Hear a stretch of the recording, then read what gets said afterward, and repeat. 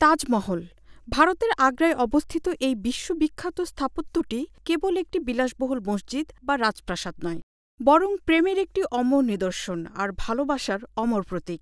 মুঘল সম্রাট শাহজাহান তার প্রিয়তমা বেগম মুমতাজ মহলের স্মরণে এই অসাধারণ সৌধটি নির্মাণ করেন। তাজমহলের প্রতিটি কোণে কোণে শিল্পের ছোঁয়া।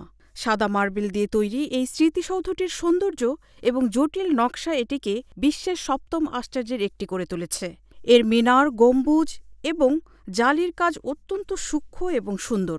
সূর্যের আলোর পরিবর্তনের সাথে সাথে তাজমহলের রঙও বদলে যায়, যা এটিকে আরও রহস্যময় করে তোলে। তাজমহলের চারপাশে একটি বিশাল বাগান রয়েছে, যেখানে নানা রকম ফুল এবং গাছপালা রয়েছে। তাজমহলের নির্মাণ কাজ শুরু হয়েছিল ১৬৩২ সালে এবং সম্পন্ন হয়েছিল ১৬৫৩ সালে। প্রায় ১৭ হেক্টর বা ৪২ একর জমির ওপর বিস্তৃত এই মহল নির্মাণের জন্য প্রায় ২২ বছর সময় লেগেছিল। সম্রাট শাহজাহান তার স্ত্রী মুমতাজ মহলের স্মৃতিতে এই অমূল্য স্থাপত্য তৈরি করতে আদেশ দেন, যিনি ১৬৩১ সালে চাইল্ড বার্থের সময় মারা যান। নির্মাণ কাজটি ছিল অত্যন্ত জটিল এবং শ্রমসাধ্য, এবং এতে প্রায় ২০,০০০ শ্রমিক, কারিগর এবং স্থপতি নিয়োগ করা হয়েছিল।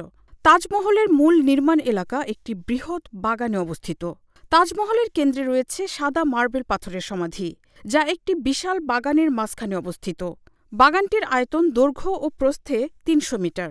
বাগানটির নকশা মুঘল স্থাপত্যের পরিচিত চারবাগ শৈলীতে তৈরি, যার মধ্যে ৪টি সমান অংশে বিভক্ত রয়েছে জলধারা, ফুলের বিছানা এবং রাস্তা। তাজমহলে সাদা মার্বেল পাথরের প্রধান সমাধি বা শাহজাহান ও মুমতাজ মহলের সমাধি উঁচু ভিত্তির উপর স্থাপন করা, এবং এটি ৪টি মিনার দ্বারা ঘেরা। পুরো স্থাপনাটি এক অনন্য এবং বৈচিত্র্যময় ডিজাইনের প্রতিফলন, যা বিশ্বমানের স্থাপত্যের নিদর্শন হিসেবে পরিগণিত। তাজমহল শুধুমাত্র একটি স্থাপত্য নয়, একটি ইতিহাস ও ভালোবাসার একটি প্রতীক, যা আজও প্রমাণ করে যে ভালোবাসা কতটা শক্তিশালী হতে পারে এবং এটি অনন্তকাল স্থায়ী হতে পারে। পাশাপাশি এটি মুঘল সাম্রাজ্যের শিল্প এবং স্থাপত্যের চরম উচ্চতা প্রকাশ করে।